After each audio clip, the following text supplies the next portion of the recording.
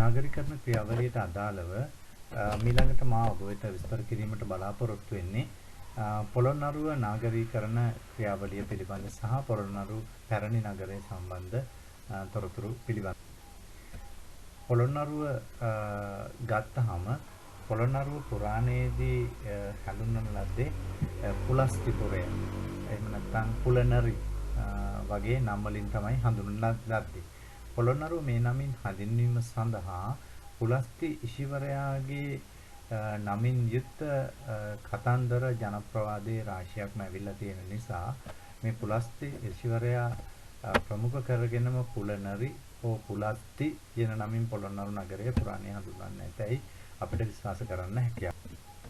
එතකොට මේ පුලස්තිපුරවරය, කඳවුරු නුවර, විජයරාජපුර, කාලිංගපුරය, පුලනරි ආදී වශයෙන් හැඳින්වූ පොළොන්නරු නගරය අනුරාධපුර රාජධානිය බිඳ වැටුණයින් පස්සේ තමයි පොළොන්නරුව ඇති වෙන්නේ. ඒතර අනුරාධපුර රාජධානිය බිඳ වැටුණයින් පස්සේ විශේෂයෙන්ම සිංහල පාලකයන් යටතේ ආරම්භ වුවත් පසු කාලයේදී අපි දකිනවා දකුණු ඉන්දීය සම්භවයේ සහිත රජවරුත් පොළොන්නරු නගරේ රාජ්‍ය පාලනය කරනවා. ඒ නිසා මේ පොළොන්නරු නගරයට මේ වගේ විවිධ නම් රාශියක් ලැබෙන්න ඇතයි කියලා අපට උපකල්පනය කිරීමේ හැකියාවක් තියෙනවා. කොහොම වුණත් අනුරාධපුරය ගත්තොත් ඒක බලකොටු නගරයක්, සීගිරිය ගත්තත් ඒක බලකොටු නගරයක්, පොළොන්නරුව ගත්තත් ඒක බලකොටු නගරයක් විදිහට තමයි පුරාණයේ සංවිධානය වෙලා තියෙන්නේ. ඒතර පොළොන්නරු නගරය ගත්තාම අපි දකිනවා අනුරාධපුර රාජධානියේ කාලයේ අවසානයත් එක්කම ආරම්භ වන ඒ ස්ථානයේ ඇසුරින් මේ අනුරාධපුර රාජධානියට සම්බන්ධව එහෙම නැත්නම් අනුරාධපුර කාලයට යන ඉදිකිරීම් ප්‍රමාණයකුත් මේ ආශ්‍රිතව හඳුනාගෙන තියෙනවා. ඊට පස්සේ අපි දකින්නේ පොළොන්නරුව සංවර්ධනය වෙන්නේ මේ මධ්‍යකාලීන යුගයේ කියන කාරණේ පැහැදිලි වෙනවා.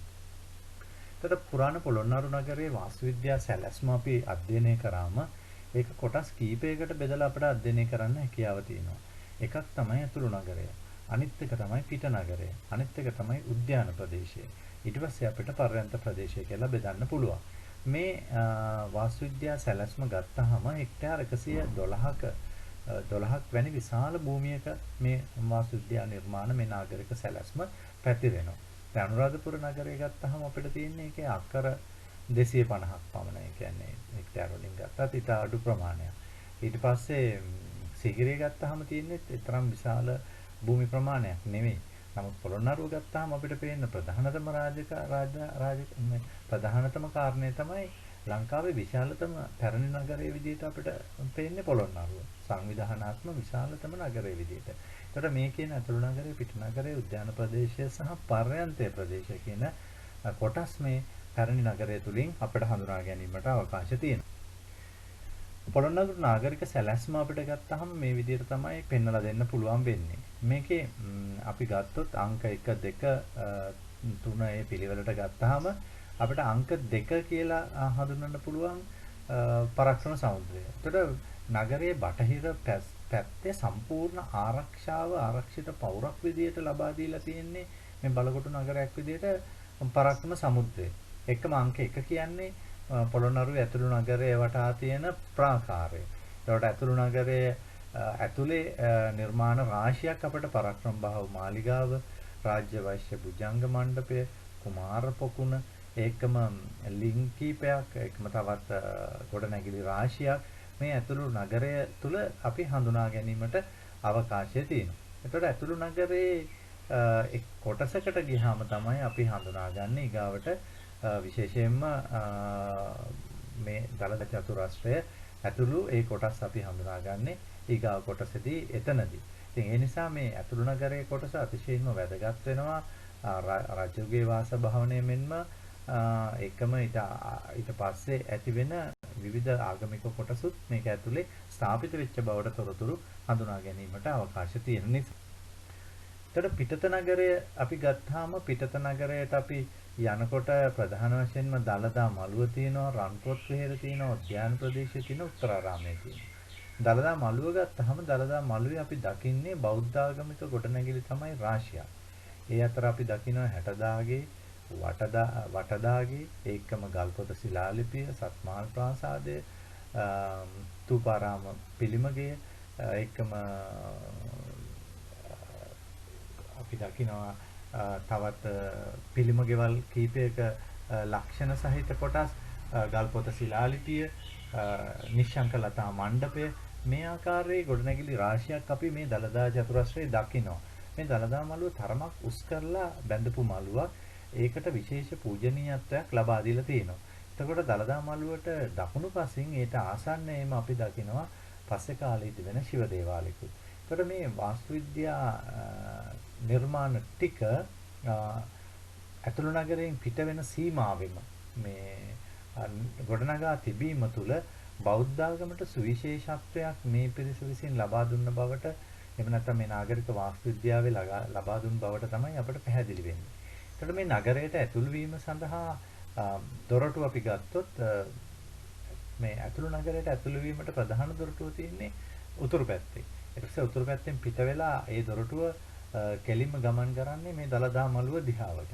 ඒ දළදා මළුව දිහාවට අපි යනකොට අපිට පේන කාරණේ තමයි දළදා මළුව පාස් කරලා යනකොටත් දළදා මළුව පැත්තට යනකොටත් මේ දළදා මළුව දිගේ තියෙන වීදිය දිගටම උතුරු දෙසට විහිදෙනවා. ගල් විහාරයේ දෙසට විහිදෙනවා. ඒ ගල් විහාරයේ දෙසට විහිදෙන දෙපස අපි දකිනවා විශේෂයෙන්ම මේ නගරයේ කඩපෙළ. එහෙම නැත්නම් මේ විවිධ භාණ්ඩ අලෙවි කර කඩපෙළ නිර්මාණය කර තිබිච්ච බවට සාධක. ඒක සුවිශේෂී කාරණයක්. ඒක අපි සීගිරිය හෝ අනුරාධපුරේ දකින්නේ නැහැ.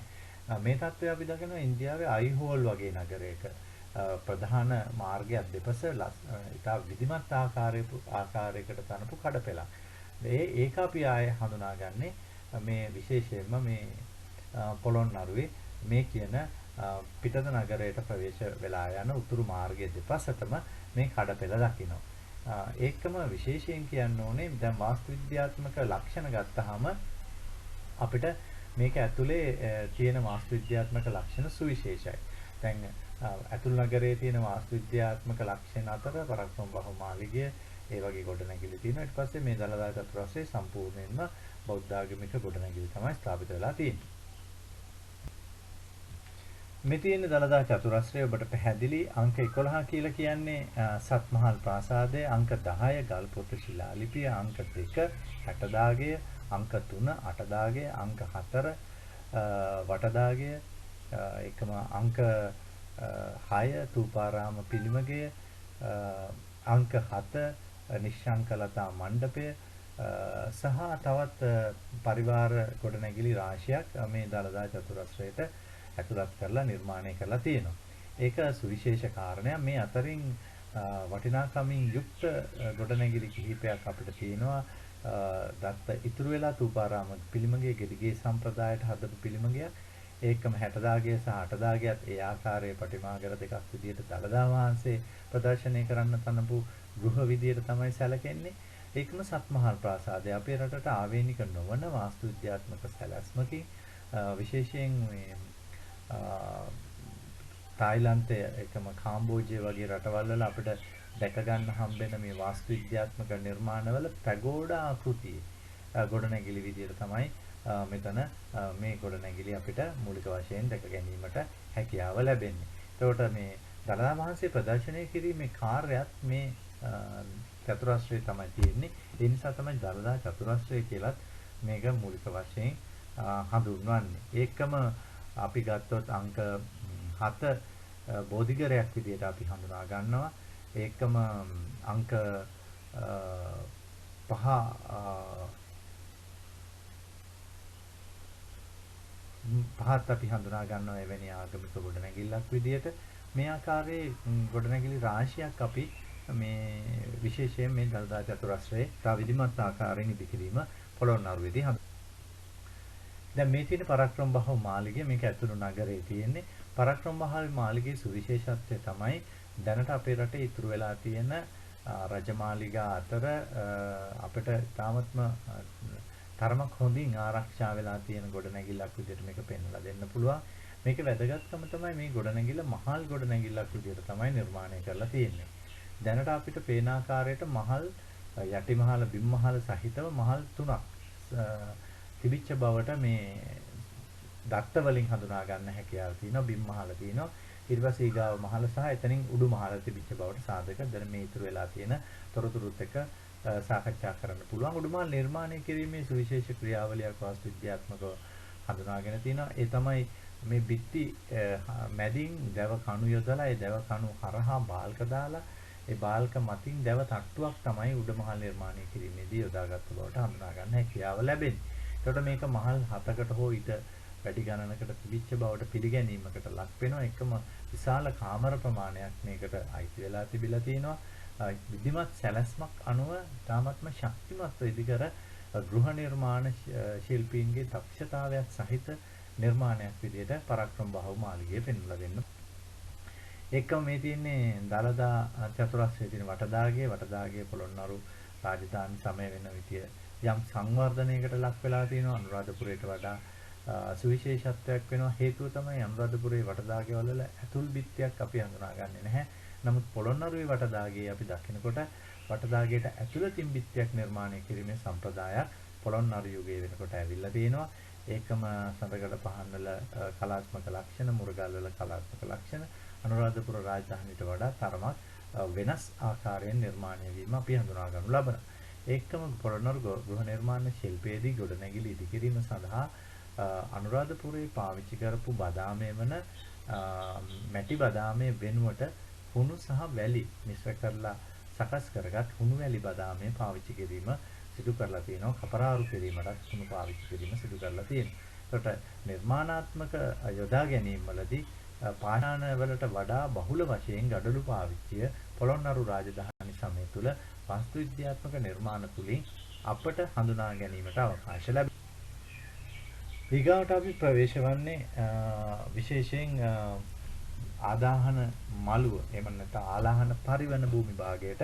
ආලාහන පරිවන භූමි භාගයේ අතිශයින් වැදගත් වෙනවා. ආලාහන පරිවන භූමි භාගය කියලා කියන්නේම භික්ෂුන් වහන්සේලා ආදාහනය කරපු මළුවක්. ආදාහනය කරපු සෑ විශාල ප්‍රමාණයක් සහිත මළුවක් නිසා මේ ස්ථානය හඳුන්වන්නේ ආලාහන පරිවන කියන නමිනුත් හඳුන්වනවා. ආලාහන පරිවන භූමි භාගය කියලා හඳුන්වනවා. මේ භූමි භාගයේ සුවිශේෂ දාගැබ් දෙකක් තියෙනවා. රන්කොත් විහෙර සහ කිරි විහෙර. ඒකම බද්ද සීමා ප්‍රාසාදය කියන පෝයගිය තියෙනවා.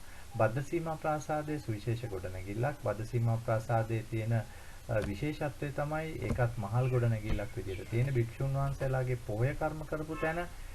ඒ ස්ථානයේ තුලදිත් අපිට විශේෂයෙන් හඳුනා ගන්න හැකියාව ලැබෙන්නේ මේ පොළොන්නරුවේ වාස්තු විද්‍යාවේ සුවිශේෂතා. දැන් අපි පොළොන්නරුවේ වාස්තු විද්‍යාවේ මේ ස්තූප ආකෘති ගත්තත් අනුරාධපුරයට වඩා තරමක් වෙනස් ආකෘතියක් දකිනවා. අපි මේකෙදී ආයක මේ ස්තූපවල දකිනවා. නමුත් මේ ගොඩනැගිල්ල වටා ඊට වඩා කුඩා පිළිම ගෙවල් රාශියක් එකතු වෙලා ස්තූපේ වටා වන්දනාමාන කටයුතු පුළුල් වෙච්ච බවට සාධක පොළොන්නරුවේ රන්කොත් විහෙරෙත් කිරි විහෙරෙත් හඳුනා ගැනීමට අවකාශ තියෙනවා. මෙතින් කිරි විහෙර. එතකොට මේ කිරි විහෙරේ අපිට ඉස්සරහින් පේන කුඩා දාගැබ් තමයි මේ ආදාහන ස්තූප විදිහට සලකන්නේ. ඒ නිසා තමයි මේකට ආදාහන මළුව කියලා නම් කරේ. ඒකම මේ කිරි විහෙර ආසන්නයේ අපි හඳුනා ගන්නවා ලංකාතිලක පිළිමගය. ගෙඩිගේ සම්ප්‍රදාය පිළිමගයක්. මේ ලංකාතිලක පිළිමගය ගෙඩිගේ සම්ප්‍රදාය පිළිමගයක් විදිහට නිර්මාණය කිරීමේදී ගර්භගෘහය අන්තරාලය සහ මණ්ඩපය විදිහට. මණ්ඩපය තමයි ඉදිරියෙන්ම තියෙන්නේ. මණ්ඩපයේ කෙරිච්ච ප්‍රධාන කාර්යයක් තමයි හේවිසි වාදනය. ඒකම අන්තරාලයේ තමයි ගොඩාක් වෙලාවට චිත්‍ර ඇඳීම, ඒ චිත්‍ර නිර්මාණය පටන් අරගෙන තියෙන ජාතක කතා ආදී සිතුවම්. ඊට පස්සේ ගර්භගෘහයට යනකොට බුදුන් වහන්සේගේ ලෝකෝත්තර භාවය නිරූපණය වෙන විදිහට ඉද ප්‍රස්ථාන සහිතව හිටි පිළිමයක් සහිතව මේක නිර්මාණය කර බවට තමයි සාධක හඳුනාගන්නේ. එතකොට මේ ලංකාතිලක පිළිමගේ පොළොන්නරුවේ තියෙන සුවිශේෂතම පිළිමගයක් විදිහටත් අති විශාල ගෙඩිගේ සම්ප්‍රදාය පිළිමගයක් විදිහටත් අපිට පෙන්වලා දෙන්න පුළුවන්. ඊගාවට අපිට තවත් වැදගත් ස්ථානයක් තමයි පොළොන්නරුවේ භික්ෂුන් වහන්සේලාගේ රෝහල් ඇතුළත්ව නිර්මාණය කරලා තියෙන ඒ භික්ෂු සංඝාවාස ඇතුළත් රෝහල් පරිසරය. ලංකාවේ පැරණි බෞද්ධ සංඝාරාම ආශ්‍රිතව අනුරාධපුරයේ පොළොන්නරුවේ පැරණි රෝහල් තිබිච්ච බවට අපිට සාධක තියෙනවා. දැන් අපි අනුරාධපුරයේ ගත්තොත් රුවන්වැලි සෑය ඉදිරිපස පැරණි රෝහලක සාධක තියෙනවා. තුපාරාමයේ දකුණු පසින් රෝහලක සාධක තියෙනවා. මිහින්තලේ රෝහලක සාධක තියෙනවා. ඊට පස්සේ අපි ගත්තාම අපිට තවත් රෝහල් හම්බෙන තැන තමයි මැදිරිගිරිය. ඒක ඊට පස්සේ අපිට පොළොන්නරුව. මේ අතරින් පොළොන්නරුව සුවිශේෂ වෙනවා පොළොන්නරුවේ රෝහලෙන් තමයි කැණීම් වලදී පළමු අර්ථ ශල්‍ය උපකරණ හඳුනාගෙන තියෙන්නේ. එතකොට මේ ස්ථානයේ ශල්‍ය කර්ම පවා සිදු කරපු දක්ෂ වෛද්‍යවරු හිටපු තැනක් විදිහට මේ පොළොන්නරුව රෝහල හඳුනා ගන්න හැකියාව ලැබෙනවා. මේ රෝහල ස්ථාපනගත කරලා තියෙන්නේ භික්ෂුන් වහන්සේලාගේ මේ ආවාස කුටි ඉදිරි කරලා තියෙන පරිශ්‍රයන්ට යාබද ප්‍රදේශවල විශේෂයෙන් මේ නිවාසිකව ජීවත් වෙන භික්ෂුන්ගේ ඒ කටයුතු සඳහා තමයි මේක කරලා තියෙන්නේ. එතකොට මේ ගෘහ නිර්මාණ ශිල්පය ගත්තාම අර අනුරාධපුරයේ තියෙන පංචාවාස සැලැස්ම අපි පොළොන්නරුවේදී ඍජු ලෙසම හඳුනාගන්නේ නැහැ.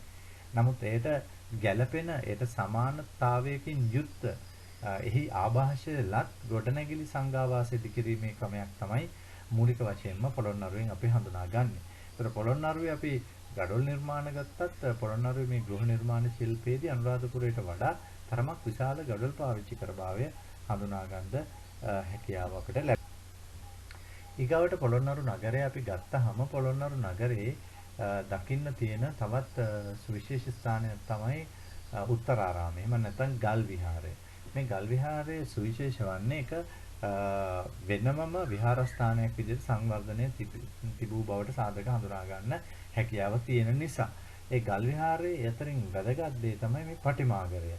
හිටි සැතපෙන සහ ඔත් පිළිම සහිතව නිර්මාණය කරලා තියෙන මේ පටිමාගරය ඊටාත්ම අලංකාර ආකාරයට සකස් කරගත් බවට තමයි අපිට සාධක තියෙන්නේ. එකම ගල සහ ගඩොල් පාවිච්චි කරලා මේ පටිමාගරය නිර්මාණය කරලා තියෙනවා.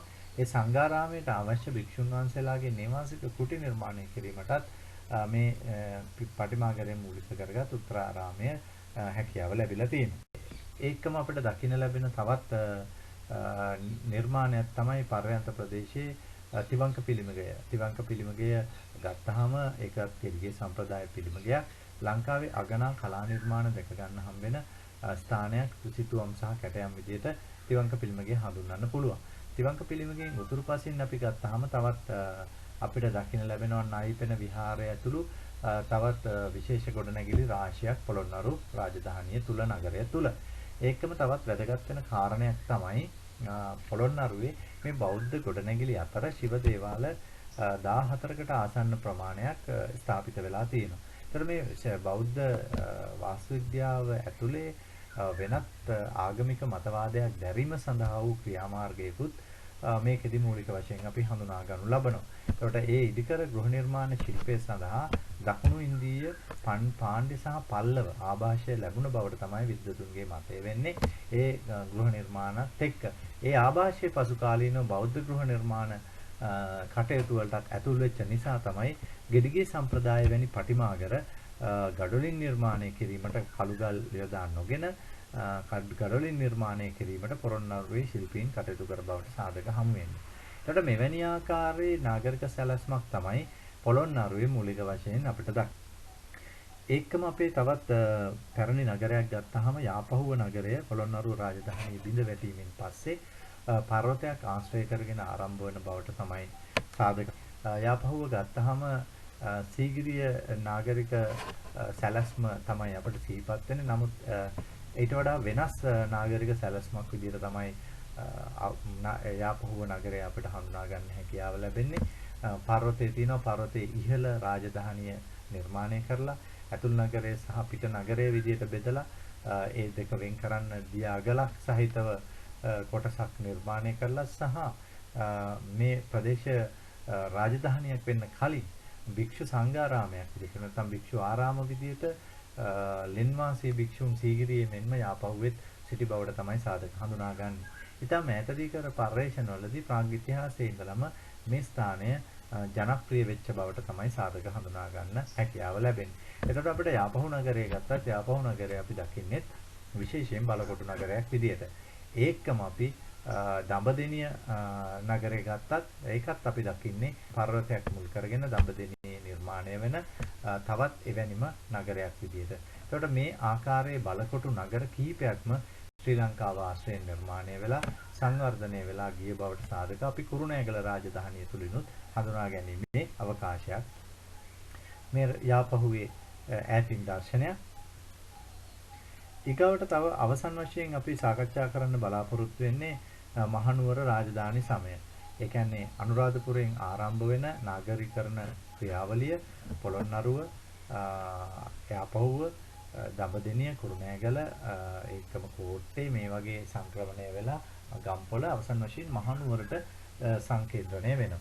මහනුවර නගරය අපි අර කතා කරා වගේම මේක මේ කලින් කතා කර බලකොටු නගරයක් විදිහට නෙමෙයි සැලකෙන්නේ. ඒතර මහනුවර නගරයේ වාස්තු විද්‍යාඥයන් අර්ථ දක්වන්නේ කුවේර රාජ සංකල්පයට නිර්මාණය වෙච්ච මේ 17 වෙනි සියවසේ මහනුවර නගරයේ තිබිච්ච ආකාරය පිළිබඳව බ්‍රිතාන්‍ය ජාතිකයෙක් විසින් අඳින ලද සිතුවමක්.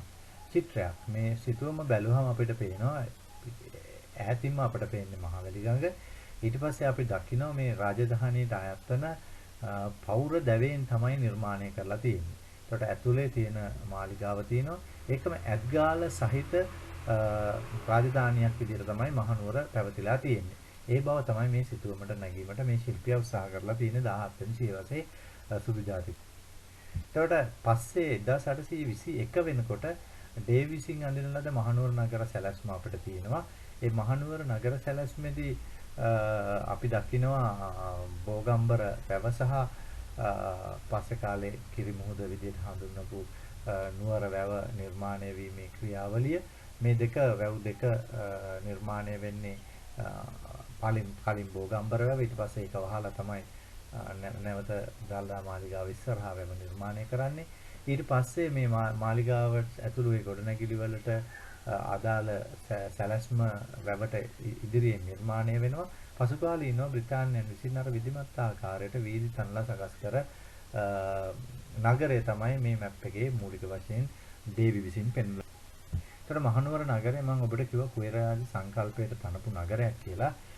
මේ නගරයේ දැන් බෝගම්බර වැවේ තමයි මද්දුම බණ්ඩාර ඇතුළු ඒ කණ්ඩායම ගිල්වලා රජ්ජුරුව මරලා දාන්නේ.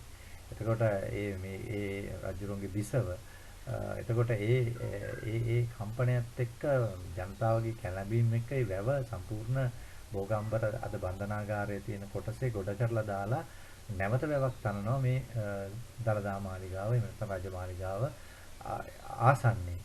එතකොට මේ සංකල්පය තුලදී රජුරුව අදහස් කරලා තියෙනවා කියලා තමයි මේ ආශ්‍රිත පර්යේෂකයෝ පෙන්ලා දෙන්නේ මේ කුවේර රාජ සංකල්පයට මේක නිර්මාණය කරන්න ඇති කියලා.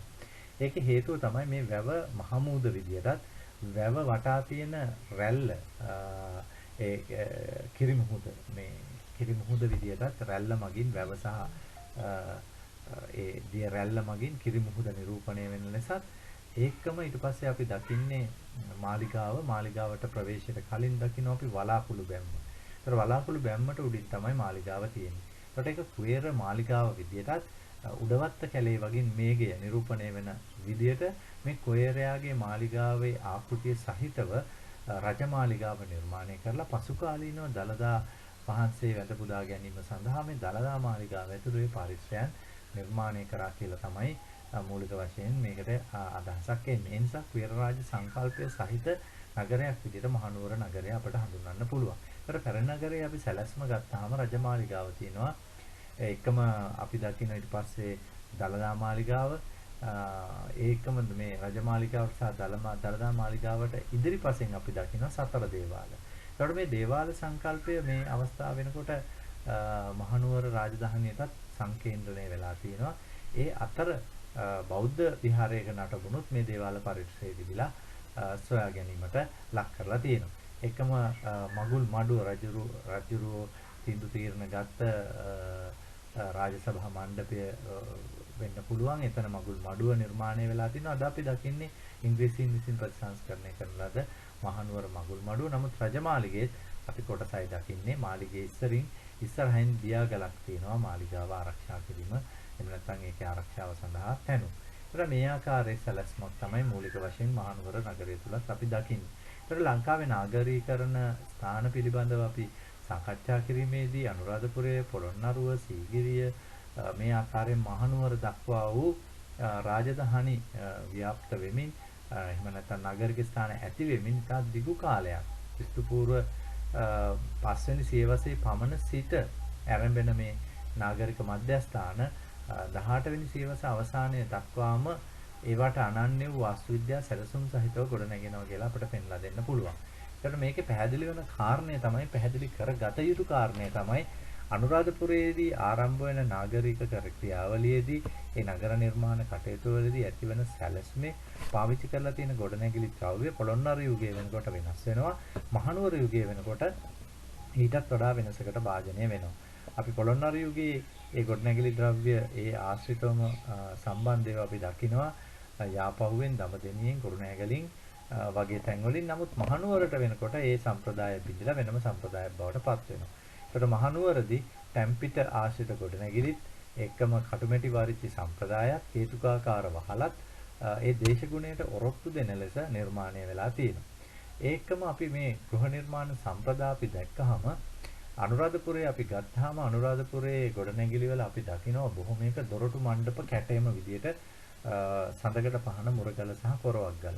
ඒතර මේ සඳකඩ පහන මුරගල සහ කොරවක්ගල ගත්තාම ඒකේ ආරම්භයේ සිට විකාශනයක් වෙච්ච බවට චන්ද්‍රා වික්‍රම ගමගේ වගේ විද්වතුන් පෙන්වලා දීලා තියෙනවා. ඒ නිසා ඔබට මේ සඳකඩ පහන මුරගල කොරවක්ගල කියන දොරටු මණ්ඩප කැටයමේ විකාශනයේ සඳ චන්ද්‍රා වික්‍රම ගමගේ ලියලා තියෙන සිංහල දොරටු කියන පොත දොරටු මණ්ඩප කියන පොත කියවීම තුළින් ඒක කොහොමද සඳකඩ පහන නිර්මාණය වුනේ පාටිකයක් විදියට එහෙම නැත්නම් පාපිස්නයක් විදියට නිර්මාණය වෙලා කැටයම්මංග පරිපූර්ණතාවයට පත් වෙලා ඒ සඳකඩ පහන මගින් අර්ථයක් දක්වන නිර්මාණයක් බවට පත් වෙන ආකාරයට ඒක නිර්මාණය කර බව සෙන්වත් පන්නවිතාන විනී විතරණ ඇතුළු විද්වතුන් රාශියක් විසින් පෙන්වලා දීලා තියෙනවා. මුරගලත් ඒ ආකාරයෙන්ම කුණ්‍යක් විදියට ආරම්භ වෙන මුරගල අලංකාර නිර්මාණයක් බවට ඊපස්සේ පත් වෙලා මේ තිබුණු බවට තමයි සාධක අපිට හඳුනා ගන්න හම්බෙන්නේ. කොරවක්ගලත් ඒ ආකාරයෙන් විකාශනය වෙලා තියෙනවා. නිසා මේ ගොඩනැගිලි ආශ්‍රිතව තියෙන කොරවක්ගල්, සඳකඩ පහන්, මුරගල් සහ බොරදම් පිළිබඳ කොටසත් මේ වාස්තු විද්‍යාත්මක නිර්මාණවලට අදාළවම ඔබ විසින් අධ්‍යයනය කර යුතු කාර්යයක් වෙනවා. ඒ නිසා ඒ පිළිබඳව ඔබ සැලකිල්ලක් දක්වලා ඒ ආශ්‍රිත තොරතුරු පිළිබඳ අවධානය යොමු කරලා මේ ශ්‍රී ලංකාවේ වාස්තු විද්‍යාත්මක නිර්මාණ අතර දැක ගන්න හැකි මේ අලංකරණ අංග එක්කම කැටයම් කුළුණු ඒ වගේ තියෙන අලංකරණ අංග පිළිබඳවත් අවධානය යොමු කරන්න කියන ඉල්ලීම මේ අවස්ථාවේ මා විසින් ඔබට සිදු කරනවා.